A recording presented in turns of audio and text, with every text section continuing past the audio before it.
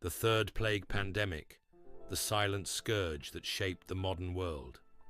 To the casual observer, Hong Kong in 1894 was a thriving port city, a nexus of global trade where merchants from China, Europe, and beyond converged to exchange goods, ideas, and ambitions.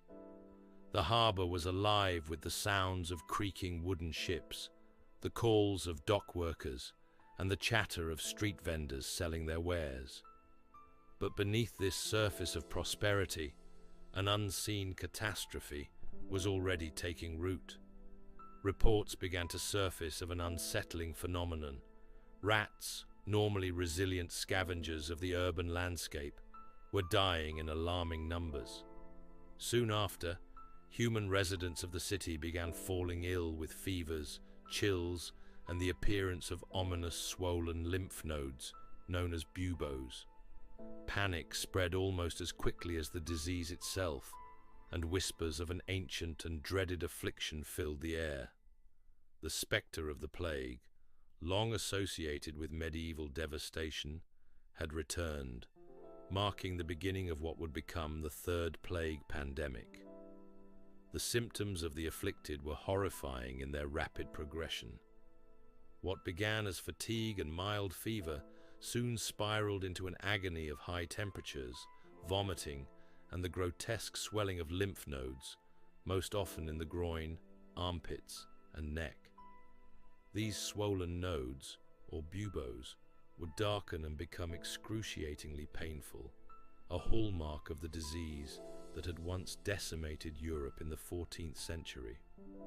As bodies piled up, families barricaded themselves indoors, hoping to escape the invisible menace. Physicians, working with limited understanding and few effective treatments, could do little more than offer palliative care. Worse still, many victims succumbed within days, leaving little time for intervention. The city's colonial authorities faced a dire choice: attempt to contain the plague by imposing stringent quarantines, or risk allowing trade to continue unchecked, fearing economic collapse. It was a dilemma that would soon repeat itself across the globe as the disease spread beyond the shores of Hong Kong. While fear gripped the city, a young Franco-Swiss scientist, Alexandre Yersin, arrived in Hong Kong on behalf of the Pasteur Institute. Yersin, trained in bacteriology and deeply influenced by the germ theory of disease, suspected that the plague was caused by a microscopic pathogen rather than by miasma or divine punishment, as some still believed. His research conditions were far from ideal. Denied access to official hospitals by British colonial authorities, he was forced to work in a modest hut with only the most basic laboratory equipment. Yet within days, his diligence bore fruit. Upon examining tissue samples from plague victims, Yersin identified a rod-shaped bacterium, which he correctly hypothesized to be the causative agent of the disease. This discovery would later lead to the naming of the pathogen in his honor, Yersinia pestis. But despite this groundbreaking identification, stopping the plague required more than knowledge.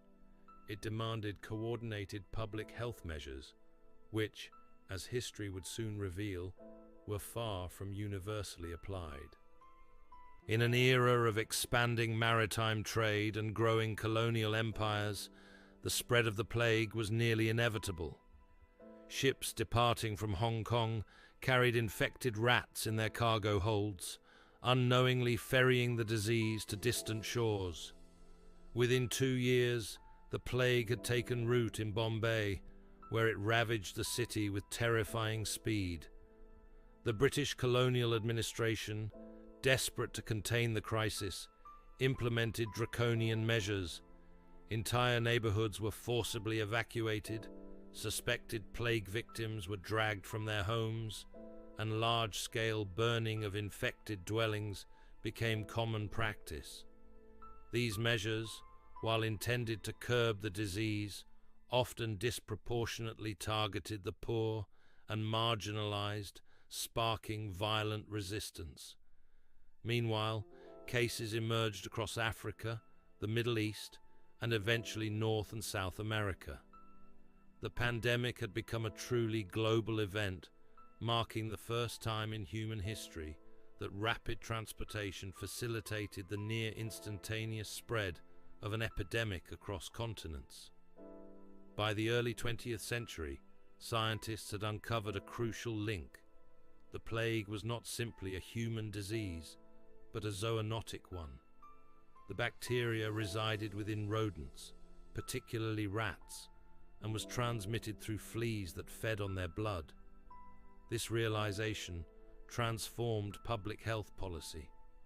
Anti-rat campaigns were launched in cities worldwide as governments invested heavily in pest control, improved sanitation, and urban redesign to minimize rodent infestations.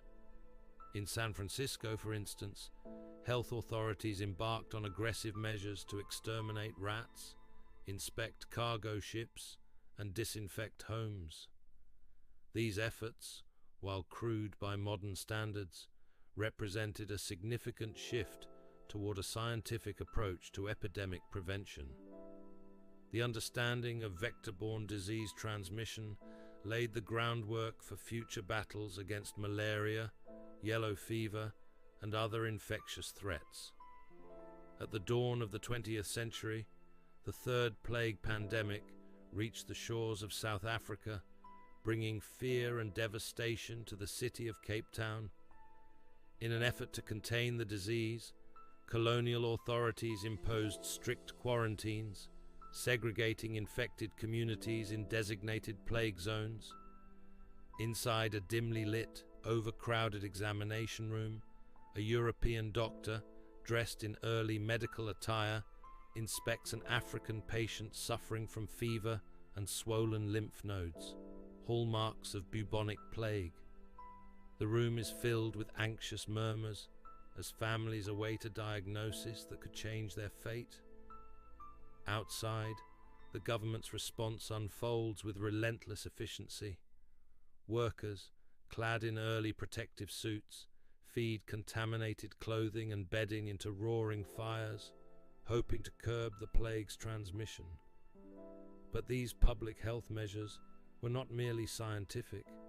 They were deeply entangled with racial and social policies. The outbreak intensified colonial segregation, leading to the forced removal of entire communities under the guise of disease prevention. The Cape Town plague response thus became a turning point, not just in epidemic control, but in the shaping of South Africa's urban landscape and racial divisions, echoes of which would reverberate for generations. The devastation wrought by the third plague pandemic illuminated an undeniable truth. Public health could no longer be an afterthought. It had to be a pillar of urban planning and governance. By the 1920s and 30s, cities across the world embarked on a bold transformation, integrating modern sanitation and disease control into their very foundations.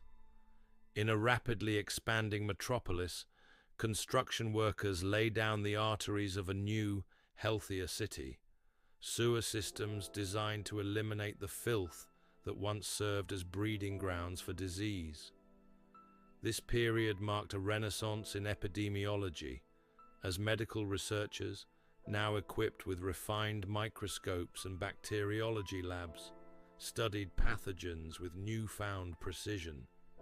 But scientific knowledge alone was not enough. Governments recognized the necessity of educating the public. In a bustling town square, a health official leans into an old-fashioned radio microphone, broadcasting urgent messages about hygiene and disease prevention. Newspapers publish detailed articles on sanitation, and posters advocating for public cleanliness adorn city walls. This era witnessed a fundamental shift in how societies understood health, not as an individual concern, but as a collective responsibility. The lessons learned from the plague helped forge the foundations of modern epidemiology, paving the way for policies that continue to safeguard communities to this day. By the mid-20th century, after more than 100 years of devastation, the third plague pandemic finally receded. The development of antibiotics, particularly streptomycin in the 1940s, rendered Yersinia pestis, a microbe that had once shaped the course of human history, a disease that could be treated rather than feared. In a bustling newsroom, the historic moment is captured in bold black ink. Plague defeated.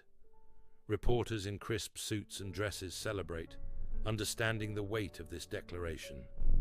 This was more than the end of a pandemic. It was a triumph of science, medicine, and public health over one of humanity's most persistent adversaries. Meanwhile, in a cutting-edge laboratory, doctors and microbiologists in white coats shake hands, their faces alight with satisfaction. The tools at their disposal, electron microscopes, advanced vaccines, and antibiotics, are the products of decades of relentless research. Beyond the walls of scientific institutions, the world has stepped into a new era. The skyline gleams with modern architecture, symbolizing progress and resilience. No longer shackled by the terror of past plagues, humanity now possesses the knowledge and infrastructure to respond swiftly to outbreaks, preventing them from spiraling into catastrophes of medieval proportions. Yet, history offers a cautionary tale. The third plague pandemic may have ended, but new threats would inevitably emerge. The battle against infectious disease is never truly over, only mitigated through vigilance, innovation, and collective action. The third plague pandemic, though largely forgotten today, left an indelible mark on global health. By the 1960s, improvements in sanitation, medical research, and the advent of antibiotics had finally brought the pandemic to an end. But Yersinia pestis still lingers in the world's rodent populations, a silent reminder of its destructive past. The lessons learned from this period laid the foundation for modern epidemiology, shaping the way we respond to outbreaks today. As new diseases emerge in our interconnected world, history teaches us that vigilance, scientific innovation, and public health preparedness remain our best defenses against the next pandemic.